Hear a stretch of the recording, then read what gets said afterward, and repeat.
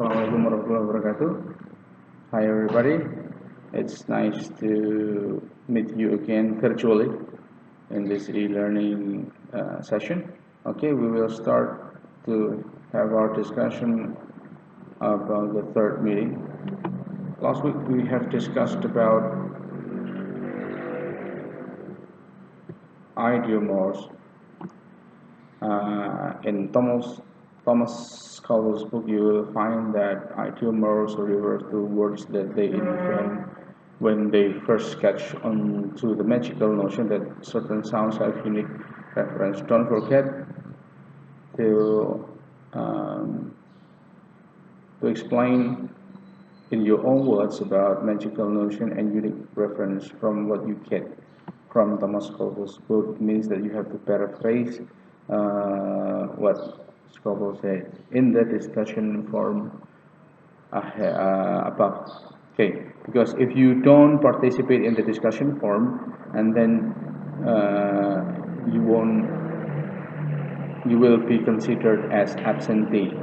Okay, now let's start with the shift from non-language to the language acquisition world in children. Okay, first, idiomorphs. These are examples for idiomorphs. For example, if a baby said kaka or mama, usually two words, yeah.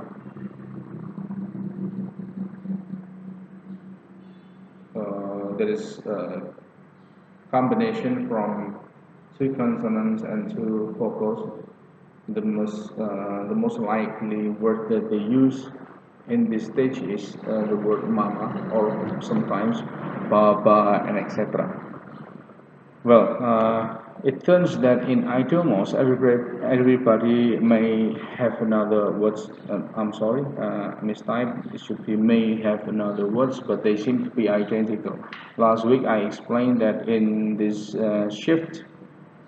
change from non-language to language age of babies language acquisition, it means they usually shift from the tendency that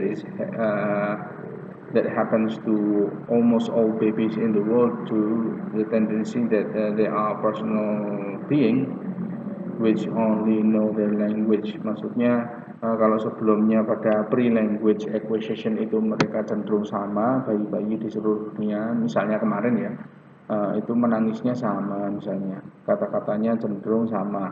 Nah, pada fase ini sudah mulai akan berbeda, but they seem to be identical. Tapi rata-rata bayi yang ada di dunia ini menunjukkan semacam apa ya, semacam kecenderungan yang sama ketika mereka menemukan idiomorph. Now, according to Jean Piaget, idiomorphs in babies tend to egocentric speech. Means that egocentric means two ways. The first, in terms of language, it means that they start from what surrounds them. For example, because why the word mama? For example, mama is the word that they produce. Yeah, that they produce to refer to their mother or to their to their caretaker, because of course they will start from the things around them. And second, idiomorphs also deals with baby's psychology, because at the life beginnings, babies shows a tendency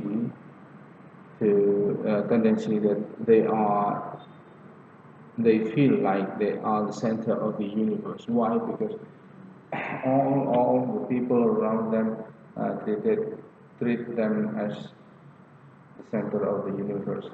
There is a new man or a new woman is being born, and then everybody seems attracted to them. However, studies in America shows that parents not all parents, but most parents actually miss their child idiomorphic stage. It means that they miss their baby's first speech term, and this is what I want you to search in from the parents around you later. Okay, next.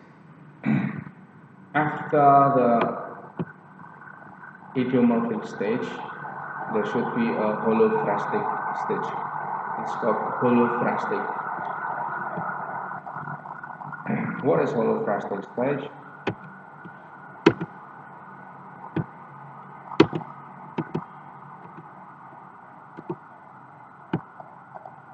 Okay.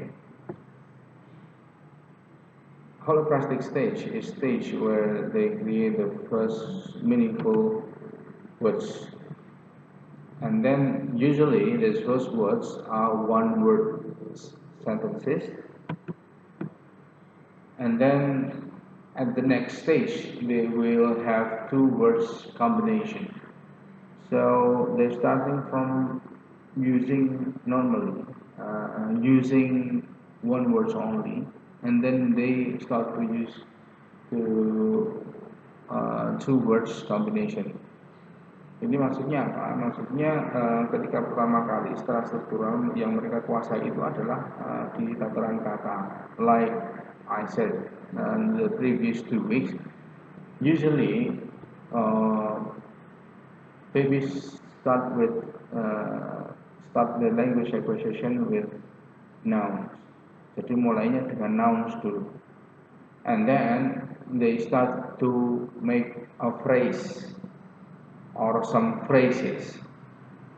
Means that they can make two words combination as an instruction. After this completed, it means that they are already ready to make phrase. Jadi dimulai ke first words dulu yang biasanya nouns, terus kemudian ke one word sentences. Kata-kata yang tadinya misalnya milk, for example, it means that they start to use ada unsur pragmatiknya. Jadi mereka sudah mulai menggunakan milk itu sebagai representasi dari sebuah benda. Tapi milk juga bisa berarti bahwa itu adalah kata yang digunakan dalam pola kalimat imperatif atau kalimat perintah. Kemudian dilanjutkan dengan kombinasi dua kata, baru kemudian ke fase phrase. Okay.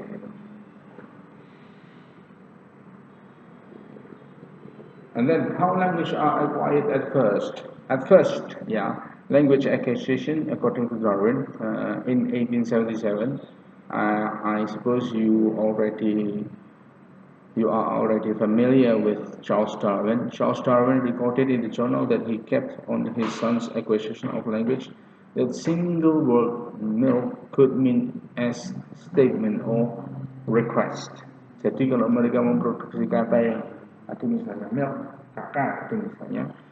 Nah, ini bisa berarti sebagai statement atau bisa berarti sebagai request. Ini yang tadi saya disebut sebagai one word sentence. Sometimes they say it as a request to the verse, and sometimes when they drop the milk, it means that kalau mereka minta milk, dia bilangnya milk. Tapi kalau misalnya mereka kemudian milk, itu juga bisa berarti misalnya mereka melihat susunya di gelas misalnya ya, itu atau di dot misalnya, itu jatuh di depan, kemudian mereka kaget dan berteriak milk, maksudnya seperti itu. Okay. This is all I already explained. And then the use of single words as skeletal sentence is referred to holophrastic stage.